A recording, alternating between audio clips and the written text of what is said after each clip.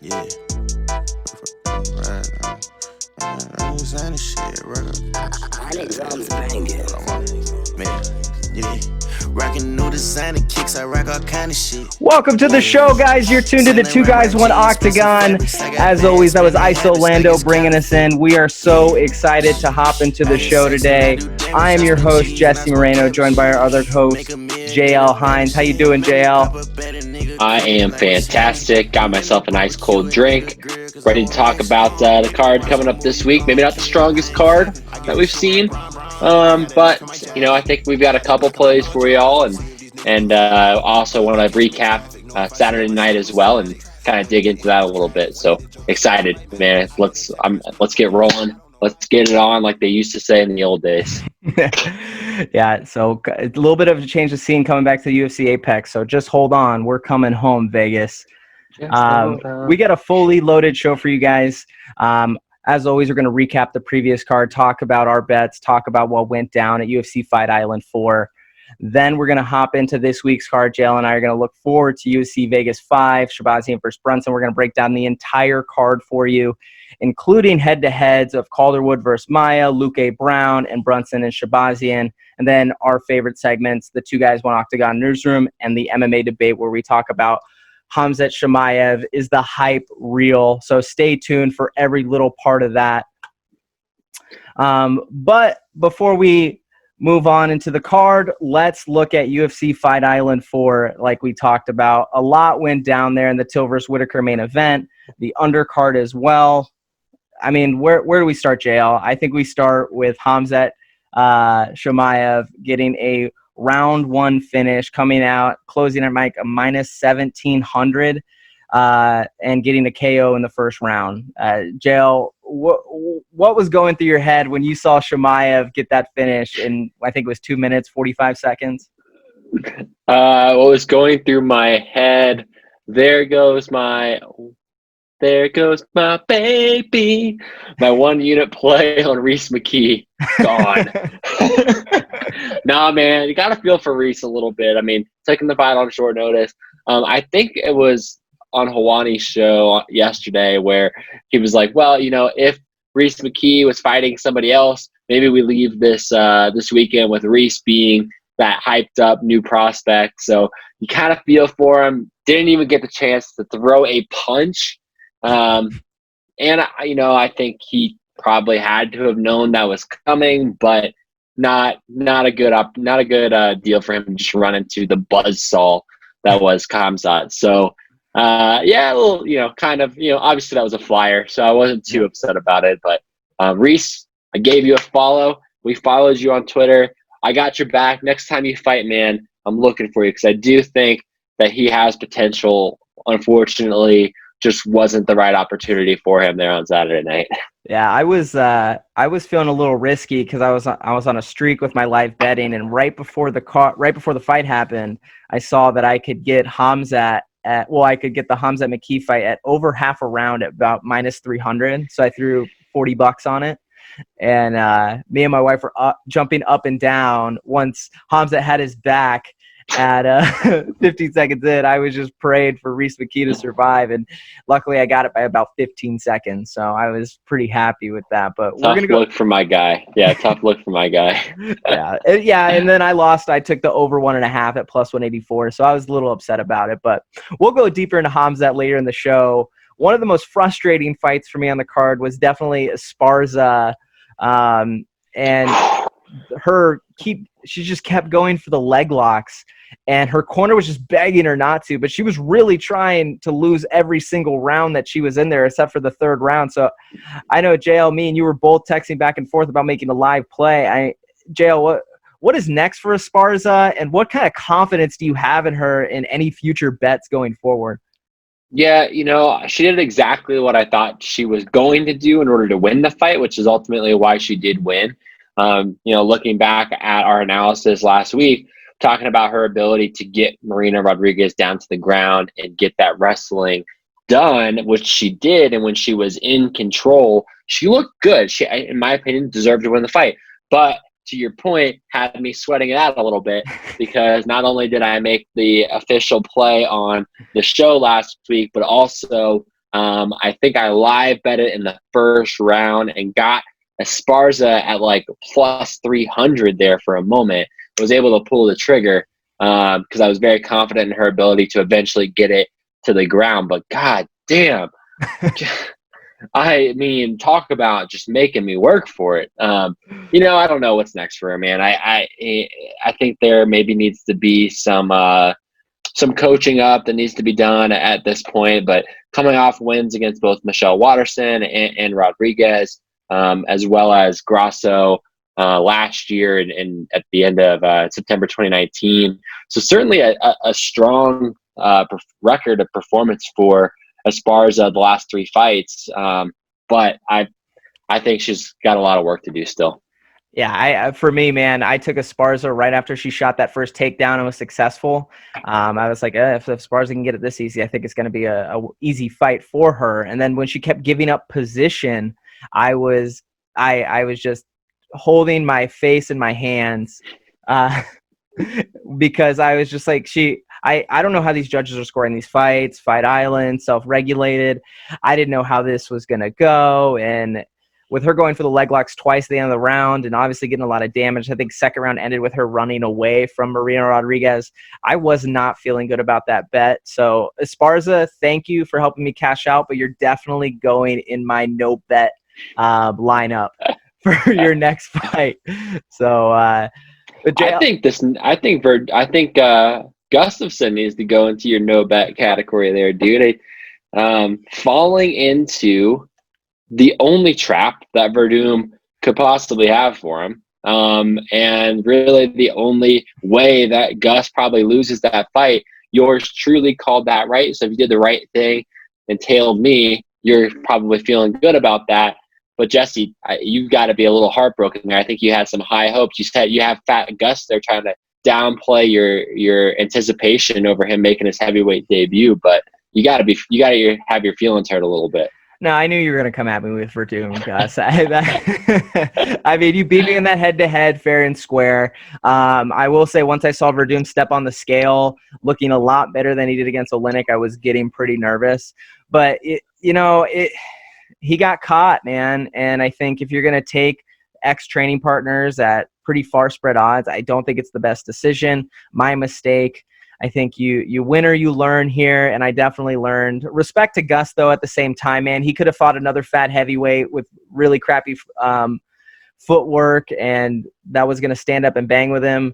But he chose the one of the few heavyweights in the UFC division that offers weapons that could really give him some problems. And Verdum, I think he got one of the slickest arm bars I've ever seen a heavyweight get on somebody. If you haven't seen the Henner Gracie breakdown with he does with Horian Gracie, you got to definitely watch that. They go into pretty in depth of how he set that up. But beautiful arm bar by him. Another fight that had me sweating it out, though.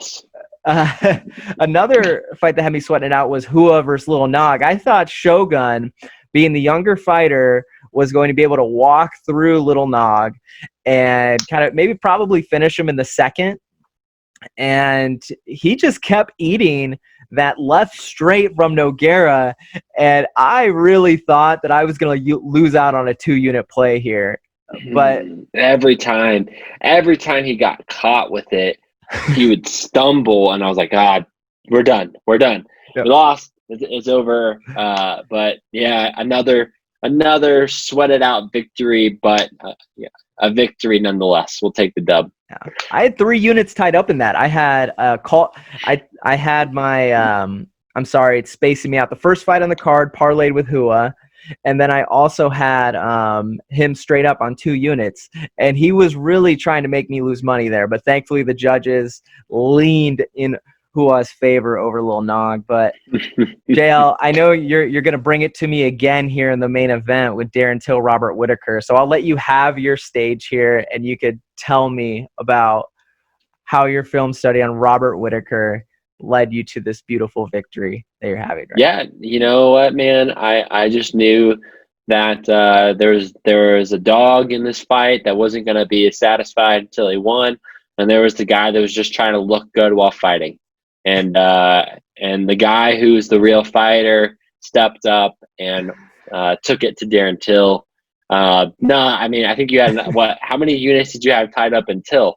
Because I think that essentially just bombed your night completely, huh? It did hurt. I was sitting pretty well, but I was 3-0 going into that fight with my picks.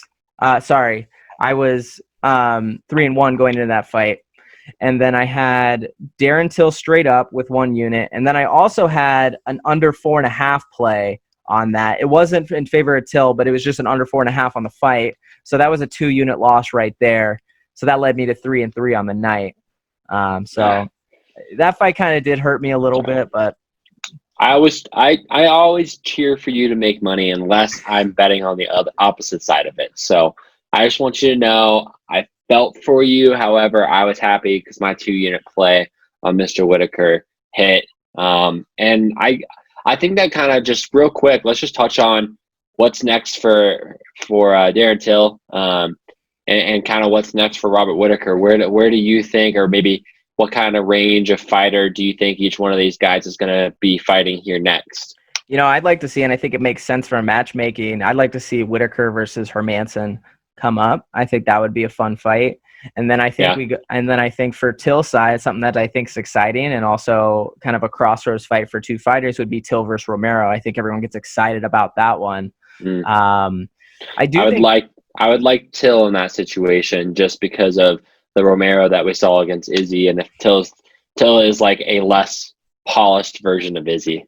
He throws the feints. He has the range. He'll be able to keep Romero at range, but obviously just not as flashy or as athletic in my opinion. Yeah. But I completely agree with you, man. I think I don't know who I necessarily favor. I mean, I think I agree that Till is the favorite, but I think those are both interesting fights. I do think Till for the 185 weight class, he's in that weird in between. I know he's too big for 170, but he's also, I think he's a little too small for 185. On the plus side for him, he's a younger guy and he can gain that weight and gain that size. I mean, if you look at a case of someone who really grew into their weight class and you look at Dustin Poirier, and I think if he can follow that game plan almost of just growing into your weight class, he could be a serious force. I think Whitaker just beat him because he was the more well-rounded fighter. I probably, if I'm looking back at him, a little upset that I let my fandom fall into me betting on Till. But I think Whitaker definitely showed the ability to make it an MMA fight, not a Muay Thai fight. And once his knee was gone, his bounce was gone as well. And I can't imagine defending Whitaker takedowns on a blown out knee. So I'll take my L. We'll win or we learn. Hold on.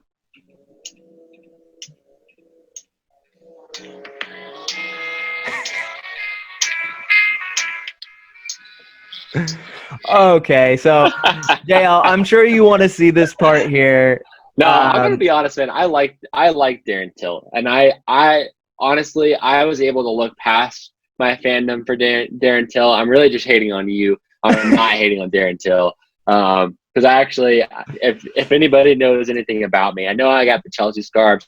I know that Darren Till is a Liverpool guy, but ultimately I'm an Anglophile, and if there's anybody I can talk soccer to, I'm probably gonna like him. So I probably would. I think Darren Till and I would get along, and we could all just make fun of Jesse for being so bad at betting the sport that he claims to know the most about. So, hey man, this is a game of runs, man. Sometimes you're feeling it, sometimes you're not. I mean, you're doing pretty well right now. Since the beginning of July, you're up 13 units on this. 16 I wish and 9 I bet on your basketball, baseball, and soccer as well as I'm betting the UFC right now. Hey man, I've been feeding you those bets too.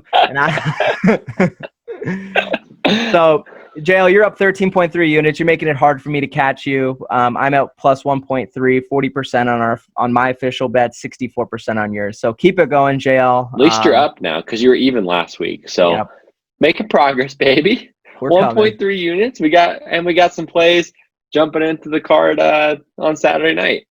All right. Well, that being said, we did our homework. We dove deep into this week to try and find some plays for you. Yeah, man. I wouldn't say it's like you said. It's not the most stacked card ever. It's not the most talent-rich card out there.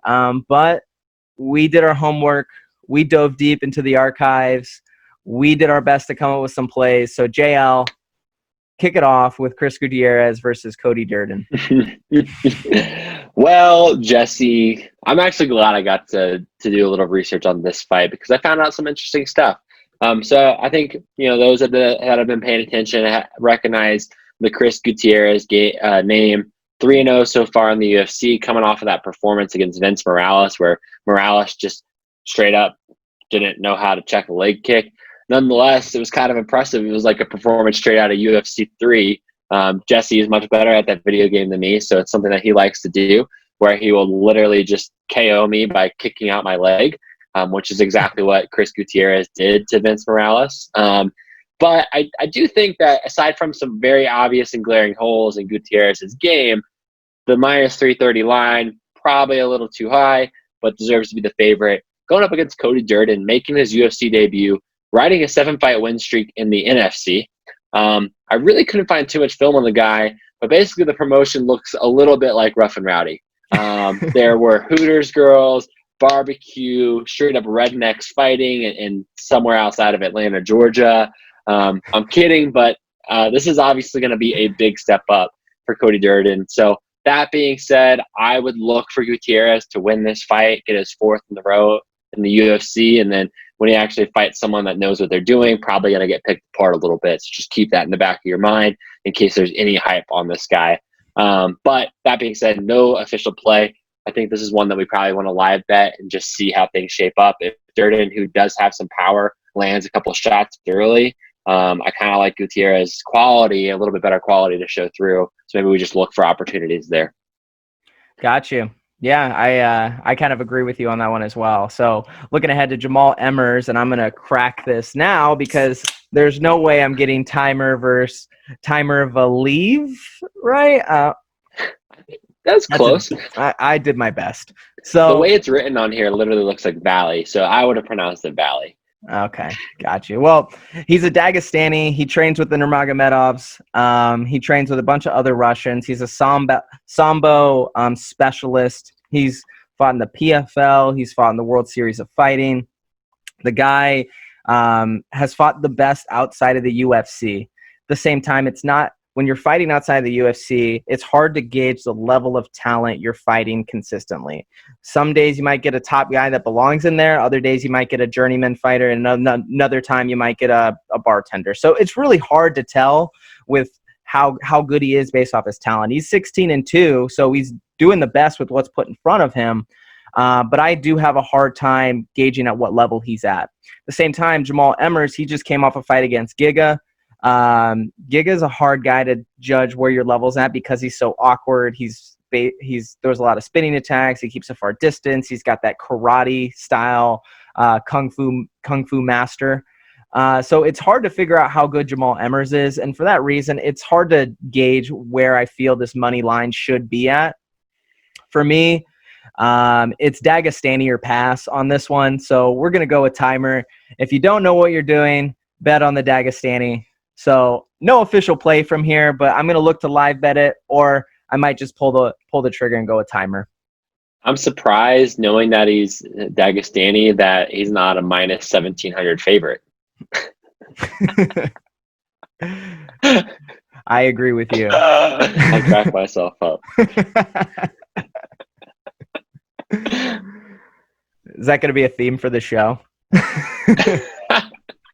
What, me laughing at my own jokes? That's a theme for my life. Well, all right. Moving to Eric Spicely versus Marcus Perez. For me, this is kind of encapsulating what the whole card is. It's really two fighters that I don't really think are UFC caliber. Eric Spicely, he has proven that he can't really compete at the UFC level. He had 3 straight losses in the UFC, which is a death sentence. He got kicked out, went to another promotion, won 2 fights, came back to the UFC, then lost. His skill set is not that great. And then when you look at Marcus Perez, this guy's a win one, loss one, win one, loss one fighter. At minus 200, I'm not going to bet Marcus Perez, and there's no way I'm betting Eric Spicely. So for me, this is a pass on this one.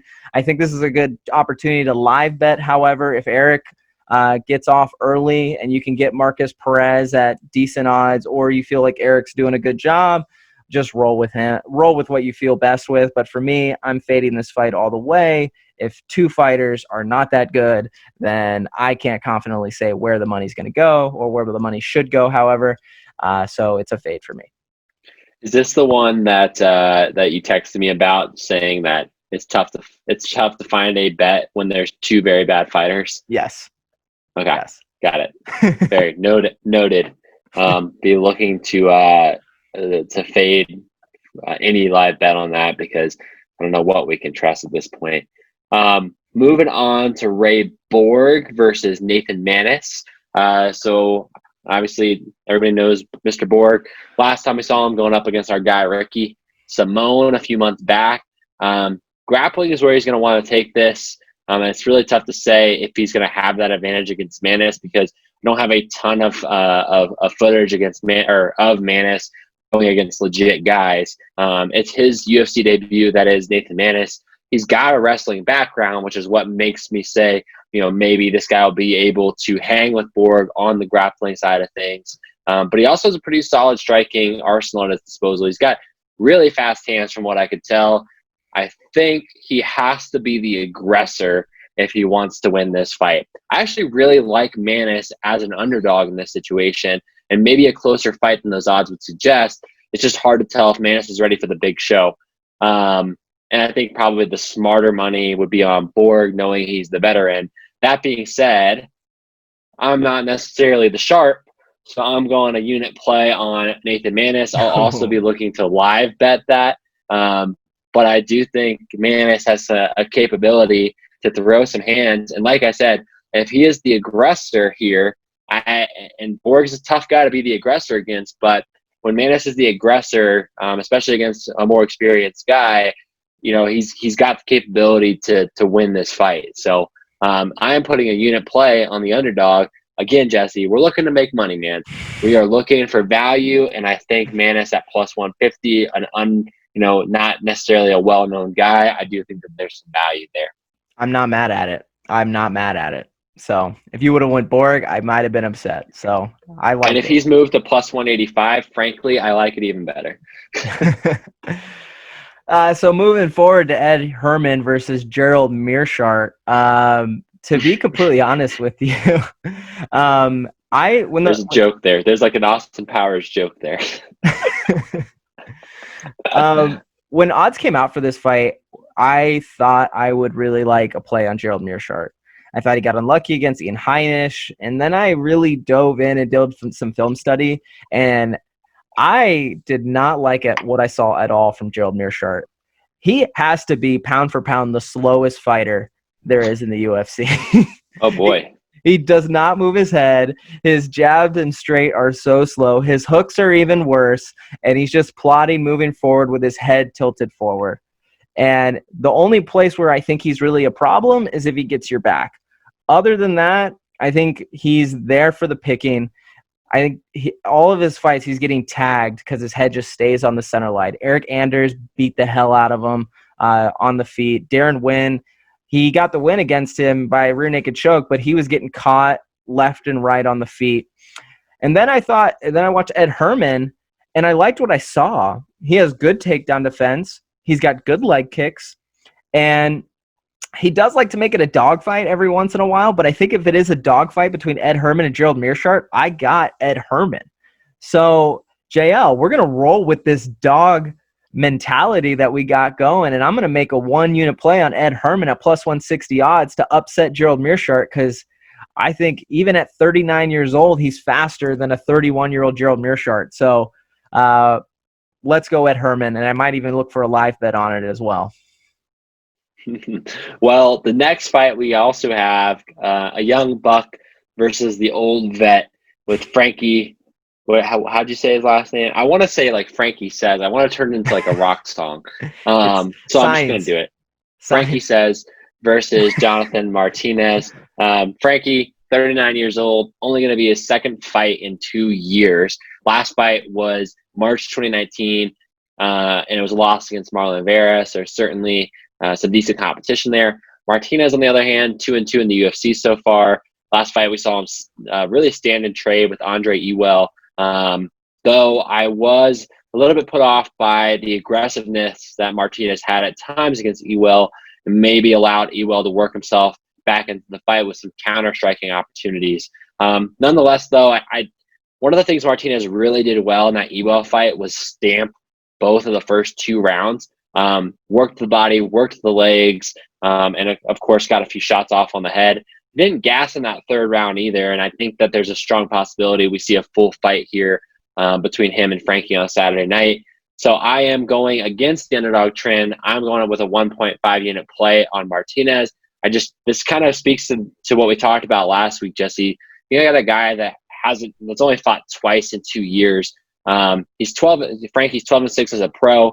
And I really see a trend there. 7 of those have been decisions, and a lot of times they're falling into split decisions. So what I really liked was that Martinez was showing that he's able to stamp those rounds, whereas Frankie maybe not so much. And also, like I said, coming off a lot of inactivity.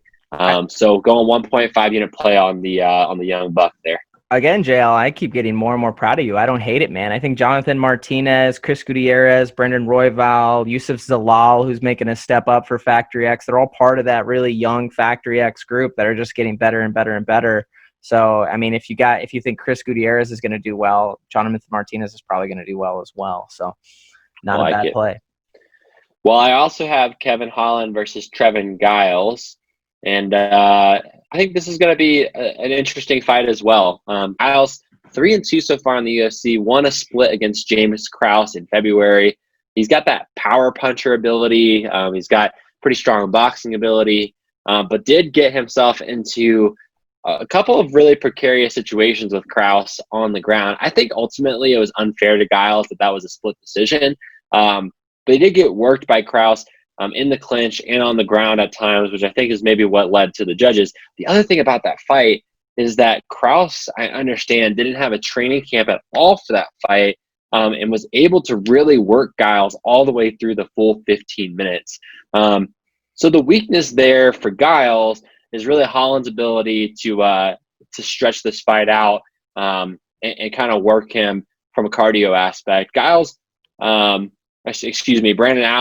Allen fought Holland last, put a lot of pressure on him. I don't see Giles doing that same intensity, and also Giles isn't going to be as comfortable getting to the ground, which is where Kevin Holland got into trouble with Brendan Allen. So no play here. This is going to be something I'm going to look to live bet, see how those first few minutes go. But if Holland's able to keep that space between him and Trevin Giles, because Holland's a little bit more technical of a striker, I'll like Holland in that situation, because I don't think either one of these guys really wants to get on the ground here. But to be honest with you, Jesse, I also like Holland's ability to take the back and get a finish.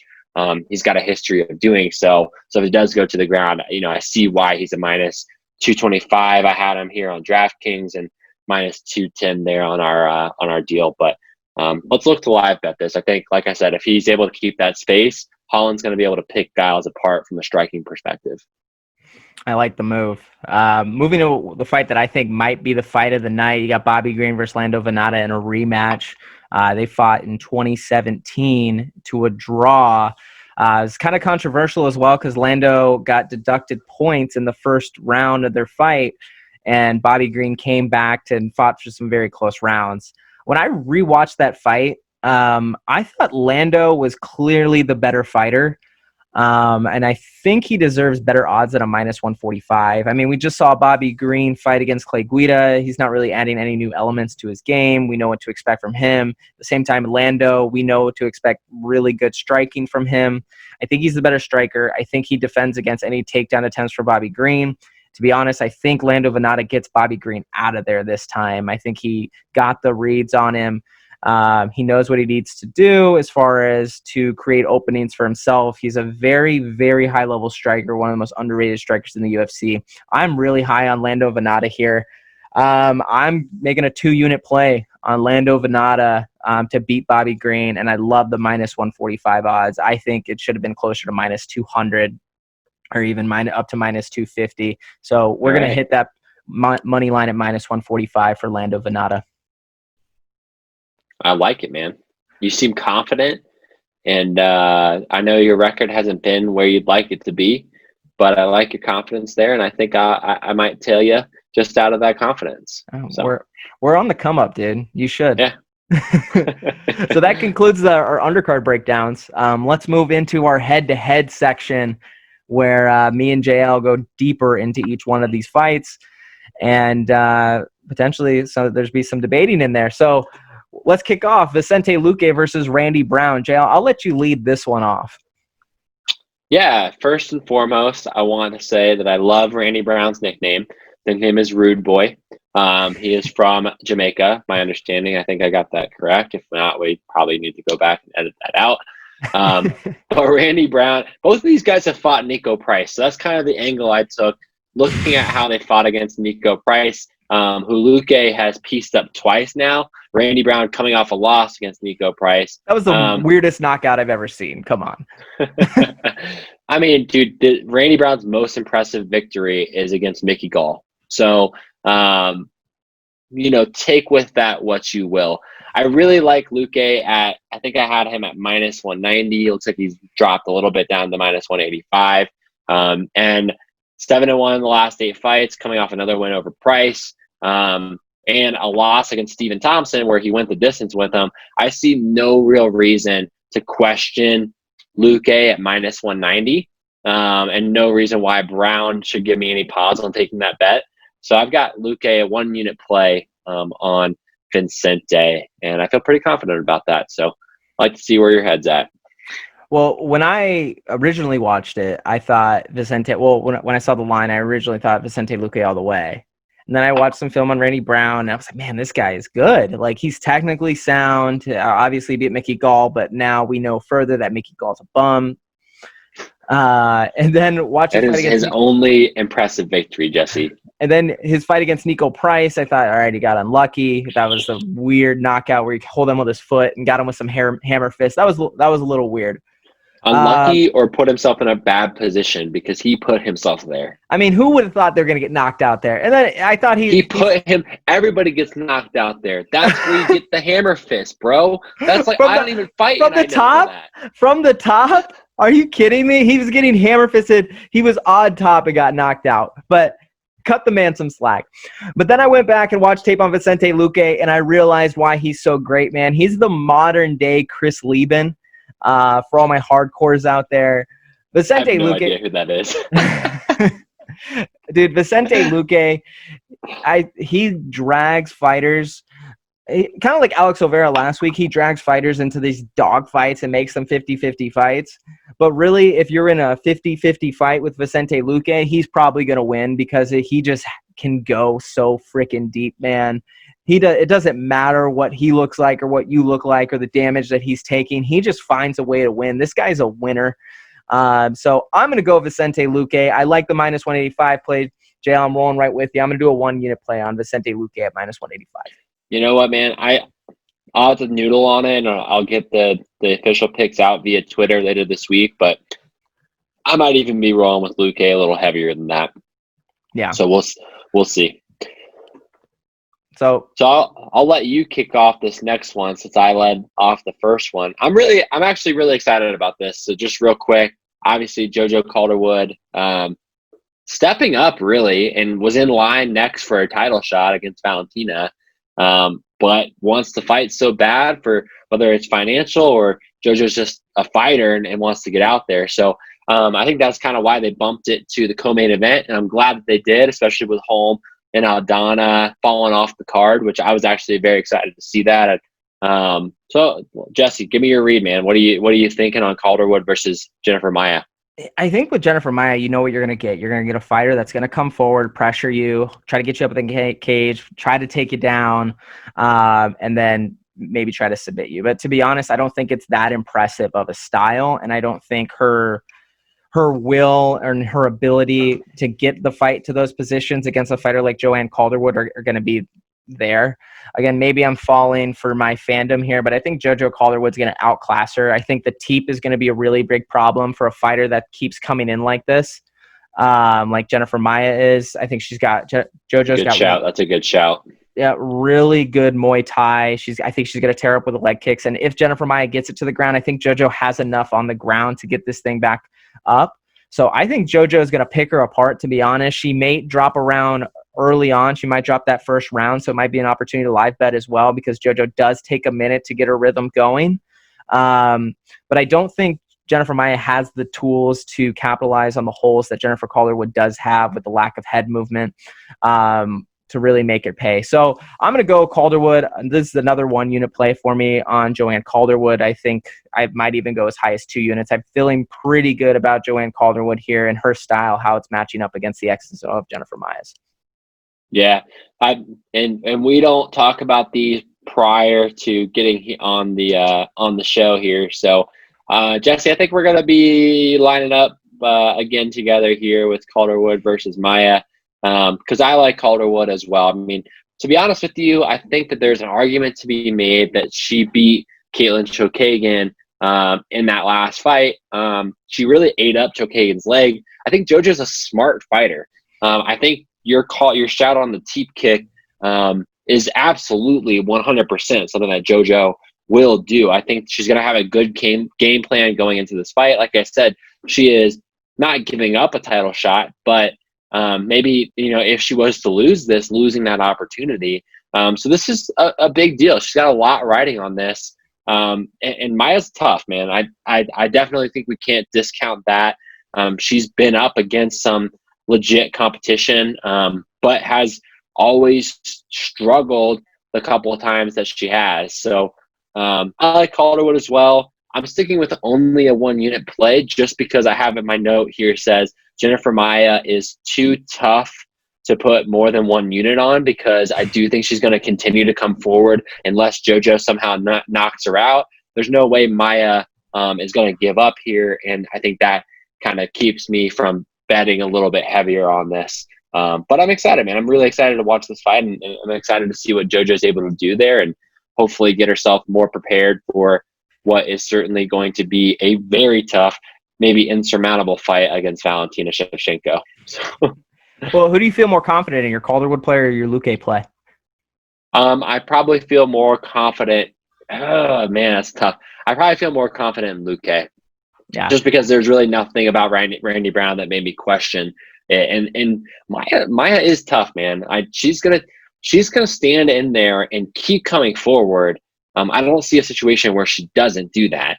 But I like you said, I think Calderwood's gonna outclass her here. And like I said, I think gonna have the right game plan going in. I can't see her, losing her opportunity at the title shot to Jennifer Maia. I think she's in there to get a payday. I think she's in there to capitalize on the lack of fights at this time. So I like that she's stepping up. I love how tough JoJo is. I don't want to discount her toughness by talking about how tough Maia is. This is going to be a good fight, man. I'm excited for this to be the co-main. Yep. All right. Look at the short notice main event here of Edmund Shahbazyan versus Derek Brunson. Less of a good fight.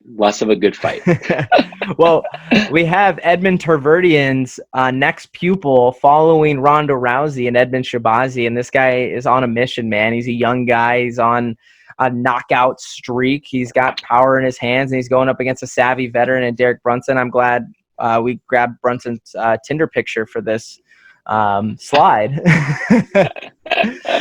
But my man looks like he's about to be on Love Island and maybe shaking things up, being the guy that comes in. Casa more here. Derek Brunson comes. Jesse's not going to get that reference, but any Brit that's watching this will get that reference, and I'm just trying to make some jokes. So. All right. So, well, since you're the jokester, let's hear the play. This is tough because Brunson's got the knockout power. Edmund is, I think, far and away the better fighter, which is, reflected in the odds.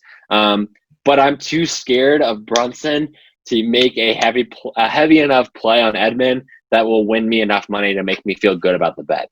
So that being said, I think I have to be a little crafty here. I'm interested to see where you go with this, but I'm going to look at this a couple different ways. I think I'm going to bet heavy on the fight not to go the distance. We have been unlucky with having main event fights that had the potential for knockouts, and they made it 5 rounds.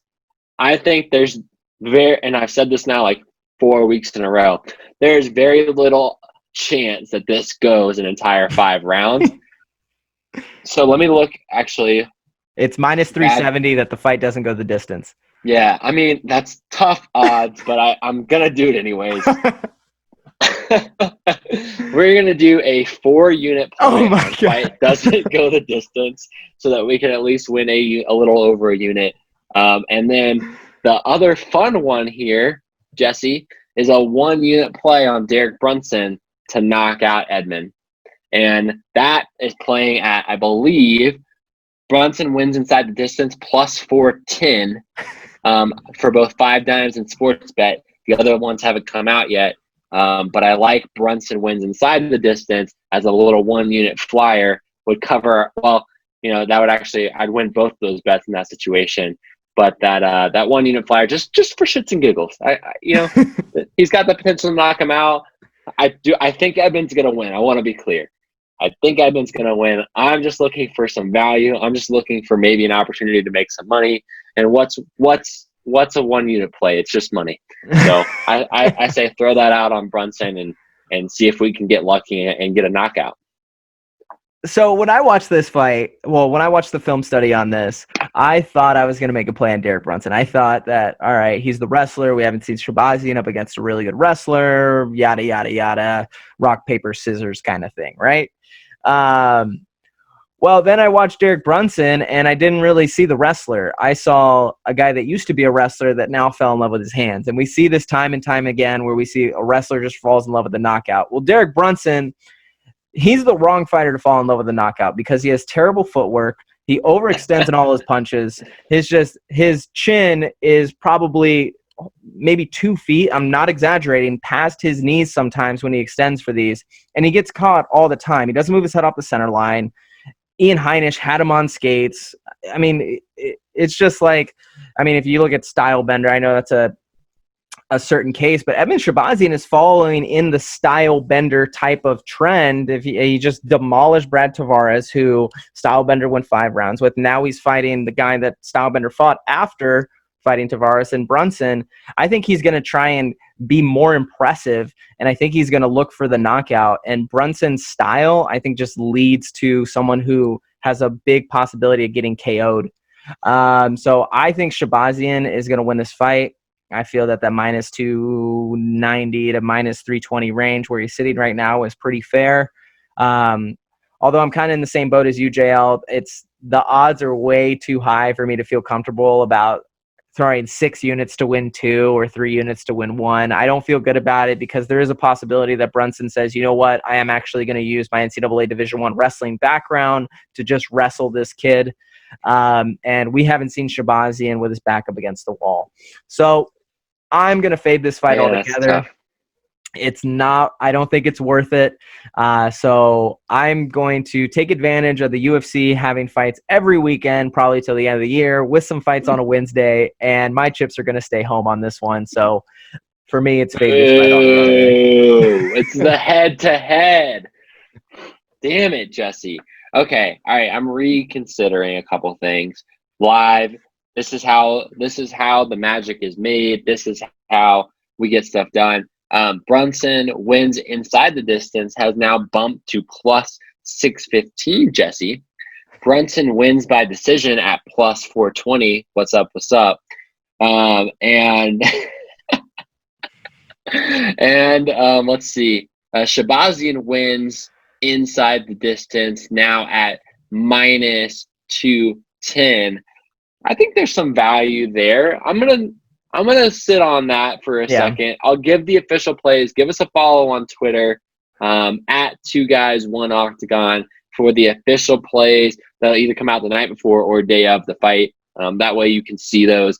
because I got to think about this a little bit more. I can't not bet on the main event, Jesse. I can't. I think it's worth a live bet. I think it's if we get Derek Brunson goes out there, and I think this would be part of his game plan to just hold Shahbazyan to try to take away some of that firepower. If we can get Shahbazyan held up against the cage for a minute, 2 minutes, or even an early takedown, and watch Shahbazyan's odds fall from a minus 300 range to down to like a -2 or minus 185 range, I'll take Shahbazyan all day, even to knock him out in the second round, because this kid is a firehouse and he's got some knockout power in both hands and in his feet. So I like Shahbazyan to win this fight. I just not going to pay minus 300 odds for it. All right. But I did like that cancel. Pick something on Derek Brunson to get the finish. I didn't think that was a bad bet. So here's the couple I'm looking at. I'm looking at Brunson to get the finish plus 615. So, there's a lot of value there, I think, because like you say, he's fallen in love with his hands. Sure, he's a little bit unpolished, but he definitely has the power to get a knockout. So why not throw a little flyer on that? And then the other one I'm thinking about is possibly even Shahbazyan inside the distance at minus 210. I don't hate that. But then the other fun one, Jesse, Brunson by decision, if he does go out there and use his wrestling at plus 420, Brunson by decision, that could be another little nice little flyer. I think there is some value on a couple of these, just not on the money line straight up. But I don't trust it enough to give an official play at the moment. But we'll see. Maybe, like you said, a little live bet, or maybe day of, feeling a little frisky, want to throw some money out there. I got some money out on the Orlando Magic Friday, so large amount of money on the Orlando Magic on Friday. So if that hits, maybe I got a little more something to throw around and feel better about just throwing a couple flyers out there. I'll give you guys my plays via Twitter for this one. Like it. So with that being said, and that card wrapped up, you got our plays. Let's move in to one of my favorite segments, the MMA Newsroom. JL, give us your sound. Kicking things off, Dana White came in on an interview today when asked about the Khabib Nurmagomedov matchup with George St. Pierre, and he actually said if he gets past Gaethje that he's open to it. So, JL, is this a fight that you'd want to see? And then also, who's your favorite in this fight? Well, I think GSP, I think before the Dana interview, already came out and basically said, like, he wants to Barry Sanders this. He doesn't want to be the guy that comes out of retirement or retires too late. I think he feels pretty good about his career thus far. But God, if this isn't a very, very enticing matchup and one that I know a lot of UFC fans would love to see. I think there's plenty of challengers in the Khabib division already. I think there's plenty of guys that can kind of come up and give Khabib a run. But I don't know. As far as who I think would be the favorite, I think you got to go with the younger guy who's on the roll if Khabib does win against Gaethje. But I'd love to see it. I know your father-in-law would love to see it as well. I mean, dude, I think this is definitely two really good wrestlers getting up against each other. And I think Khabib fighting his idol here, there has to be something said about that. But also, we don't know really what George St. Pierre is going to look like at 155. We've seen him at 170, and he looked ginormous at 185 when he fought Michael Bisping a few years back. But he's also older now. So I think, Khabib should be the favorite. But if we get a George St. Pierre, and he apparently word around the street is he's training always and staying in shape, I think it's obviously going to be an interesting fight. At the same time, I don't really feel excited about watching a fighter come out of retirement to just do one fight and go back into retirement and then throw off the lineal progression of a division. So I'm not over the moon excited about it. This isn't going to happen, man. There's no way. I think GSP, I think if he was seriously considering it, he would say that he is. I think, and maybe, I'm sure everything has a price tag. So I'm sure that there is a price tag for GSP to make that fight happen. But in the world of COVID, we'll see if Dana White and the UFC are willing to throw that money out to make something like that happen. But let's talk about the fight that's actually going to happen. Boom, segues, my nickname, my middle name. Justin Gaethje versus Khabib, and it's official. Was it October 13th? I don't have it right in front of me. And it's October. Yeah. So we get to see these guys, highly anticipated, I think. Gaethje with the wrestling background from college, but obviously known for those highlight KOs and the backflips off the cage, going up against a guy where I think a lot of people are maybe discounting Khabib a little bit just because of this, obviously the stuff going on in his personal life, at this time, and missing that fight against Tony Ferguson. I think somebody said, I think it might have been Jesse in our group chat, that Khabib's going to pull out of this. I don't see that happening, man. This guy, is one of those situations where his dad, I think would have wanted him to get out there and fight. And I think, you and I are both athletes, talked about this a couple of weeks ago. What do we do when we're faced with whenever I'm faced with a stressful situation, I kind of lean back into my running. Like I get back into running. I kind of get back to what I know. If I'm an athlete in this situation, I'm pouring myself into my craft just as a way to kind of get away from everything else. So it's going to be tough, man. I'm very excited for this because it's Justin might actually have the ability to hold off some of the wrestling from Khabib, but also there's nobody in the world that's as good as Khabib on the ground. I don't know. What are your thoughts on this? My thoughts are I'm confused. Did you just paint a sympathetic picture for Khabib in this fight? And that he's an underdog, and that people are counting him out and doubting him? What are you talking about? Khabib is the ultimate villain, man. He's the Russian that your parents warned you about, that wrestles bears and holds you down and beats you senseless. Khabib is not the guy that you paint as the sympathetic underdog. Justin Gaethje, he went to a small D1. He came from nothing in Arizona, and now he's knocking people out, beat Tony Ferguson as an underdog. Connor fanboy. And then now he's coming into the... You're looking at this through the Conor McGregor lens. He's coming into this fight as an underdog. Nice guy. And painting Khabib as an underdog is just wrong. Justin Gaethje is going to be the underdog. The money's going to come in on Khabib all day long when this line comes out. I'm going to capitalize on Gaethje as an underdog, and we're going to cash out. I think this is a terrible matchup for Khabib. I think Justin Gaethje is going to knock this fool senseless, and his O is going to go. Justin Gaethje, I'm so excited that this fight is matched up, but Khabib, as a consistent pullout, is going to pull out of this fight. It's not going to happen, and don't you ever paint Khabib as a sympathetic figure again. Khabib minus 225, Justin Gaethje plus 190 on some of the opening odds that you can tempting find. To hit that now. Tempting to hit that now.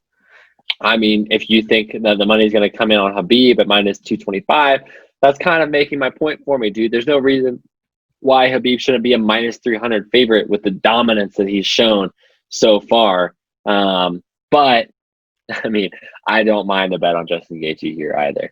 I'm just saying, I don't think that Khabib deserves as bad of a rap as he gets. Seems like he has a pretty solid reputation with the people that he trains with.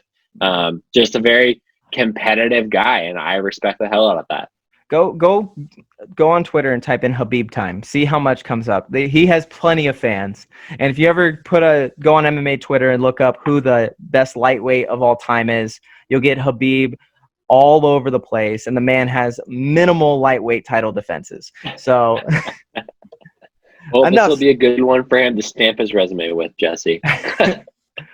Well, one of the biggest news stories that came out of the fights last weekend was Dan Hardy up in arms, literally yelling during the Jai Herbert versus Francisco Trinaldo fight after Herb Dean got two controversial calls that were so and so late.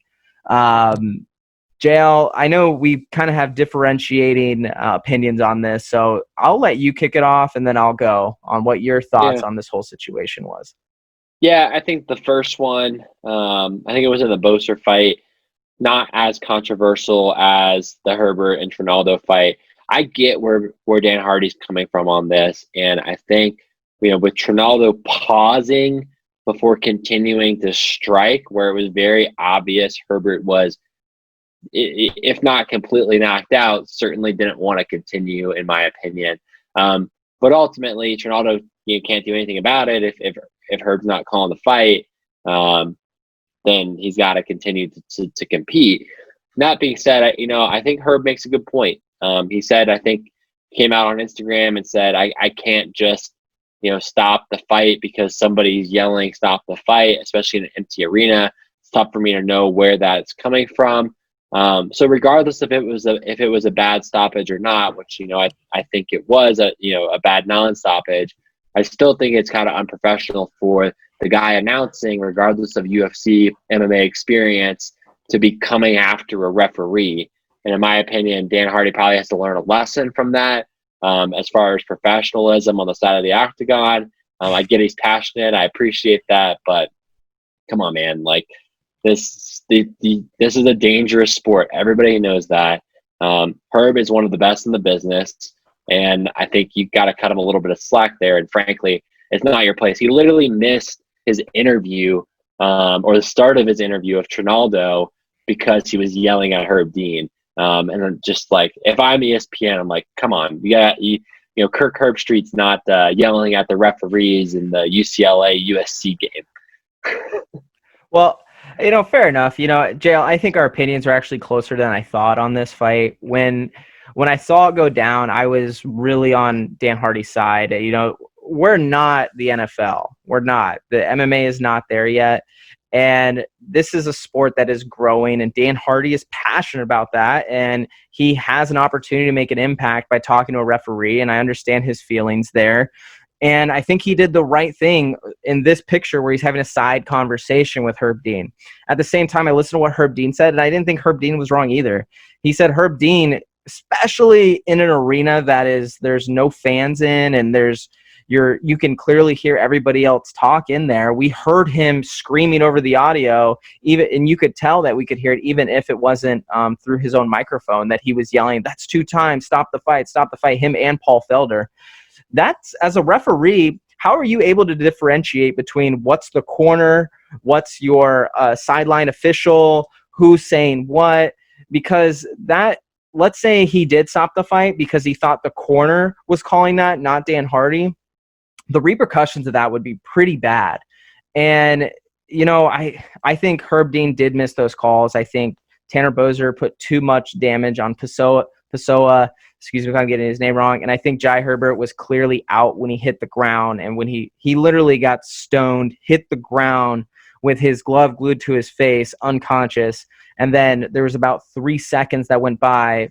Trinaldo's looking at Herb like, do I give more strikes? And Herbert's out on the ground. That was a pretty bad miss. And I really love Herb Dean, but can I say one thing there?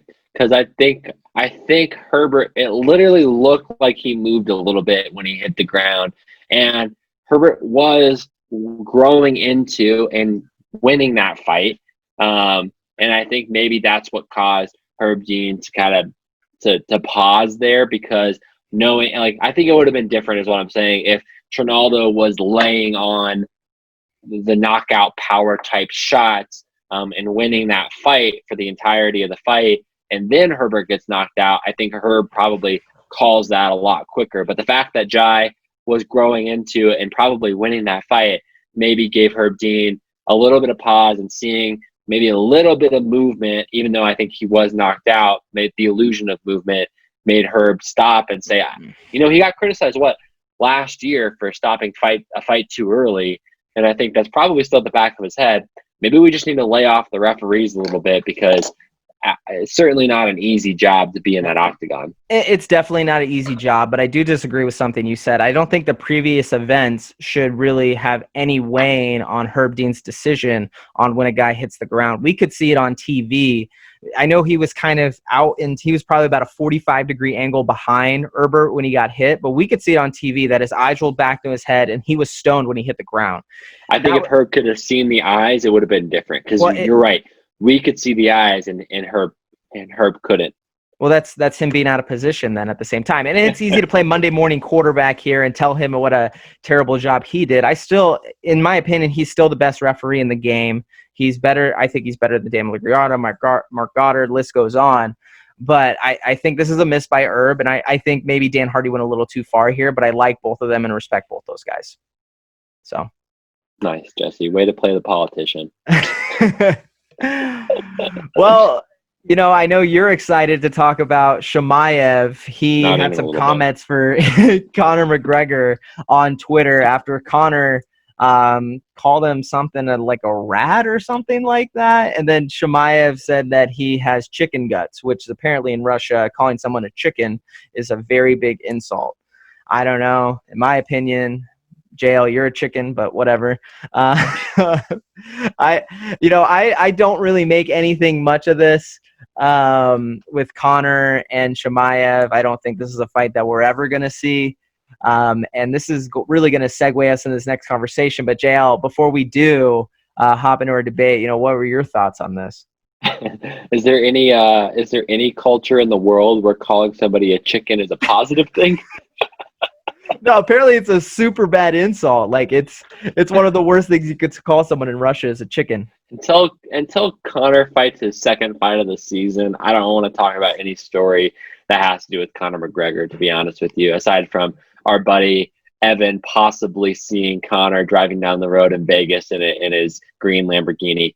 I'm here for those kind of stories. I'm here for the pop culture references for Conor, but anything that has to do with fighting, until I see that man get back in the octagon and actually be serious about finishing out his UFC career, or even hell, if he moves to boxing, I'll be down to talk about that as well.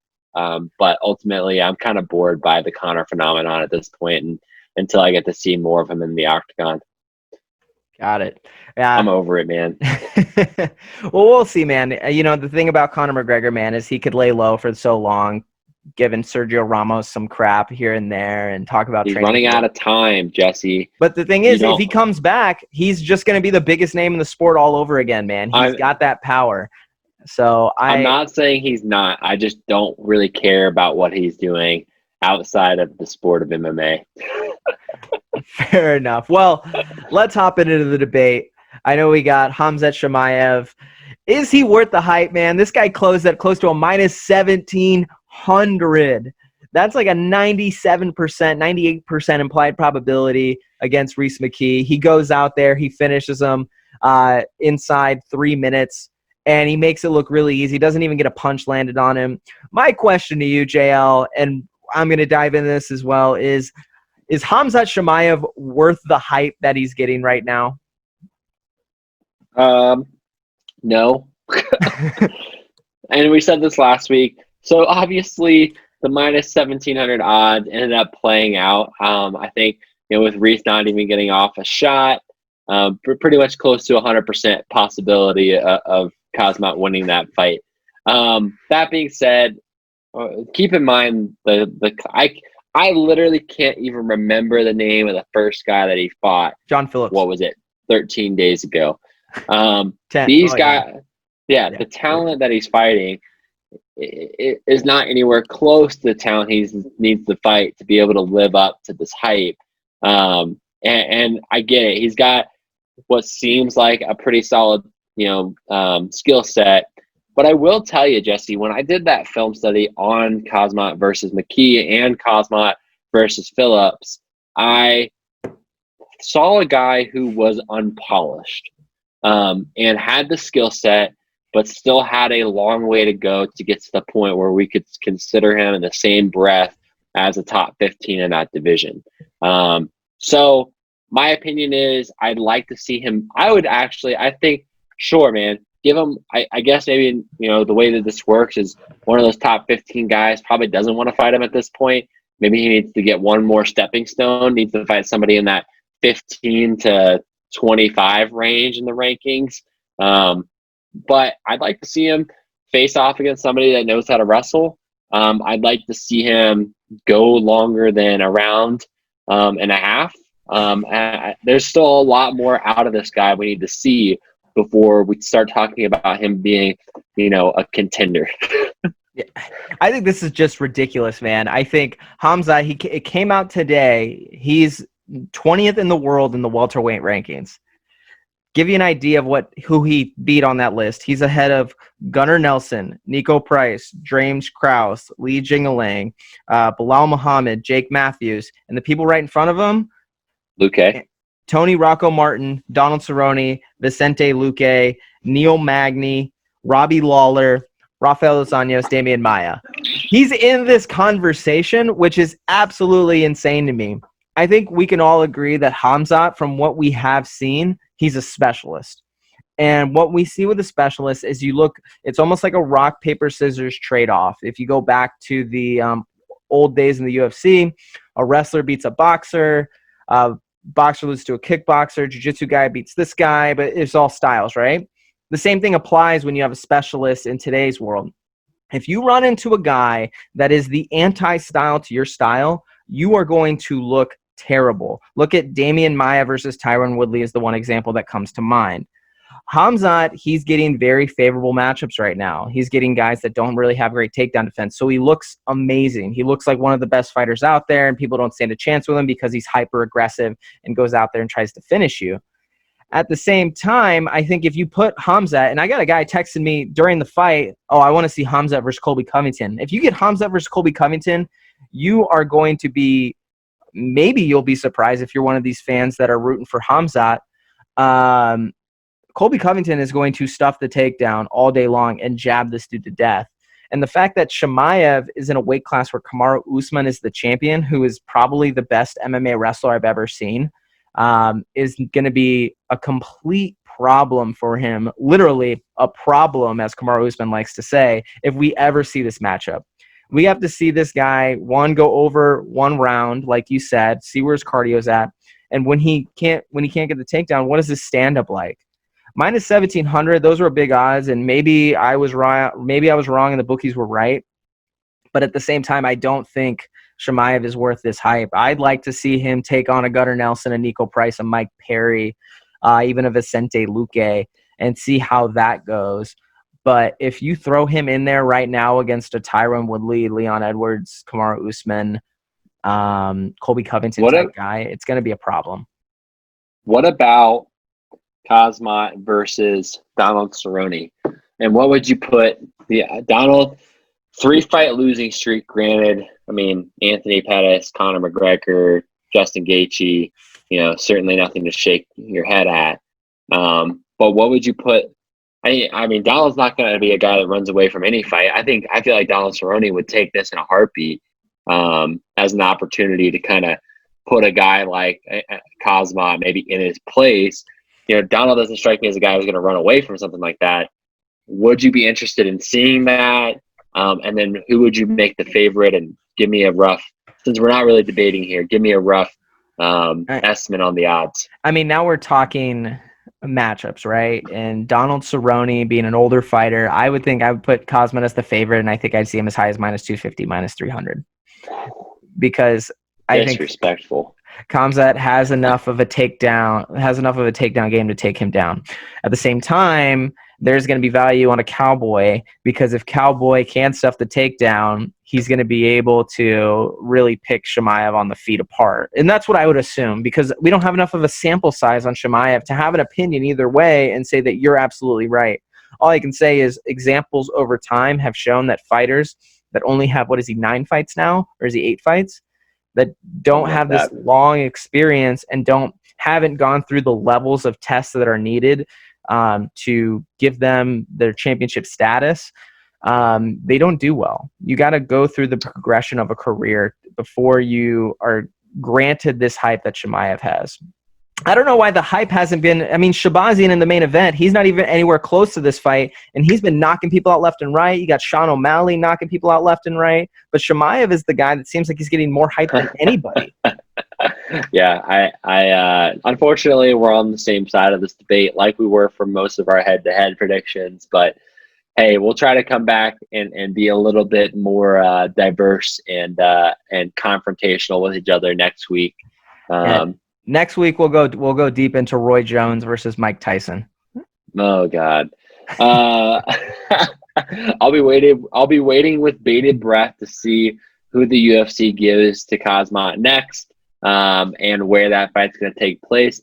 I'm going to if I could bet on it, I would say it's going to be less than 45 days until Khamzat fights again. I think we're going to see this guy back again soon, and hopefully against one of these top 25 guys, so that we can really get a gauge of where he's actually at. Jesse, I think that's gonna do it for us today. Thank you guys so much for listening and watching. Give ISO Lando some love. He's gonna play us out. Give us a like, a subscribe, and give us a follow on Twitter so you can catch those official picks and follow along with us as Jesse does X's and I do green check marks, or my favorite smiley face with the money sign tongue sticking out. But love you guys. Thank you, and we'll see you next week. We're coming back. Let's take it. Look, Mom, your son's a rapper. I done came a long way from robbing, scamming, trapping. You always had a way with words. I picked up on your habits. Everything we've been through in the past, I like it never happened. Look, Mom, your son's a rapper. I done came a long way from robbing, scamming, trapping. You always had a way with words. I picked up on your habits. Everything we've been through in the past, I like it never happened. I know.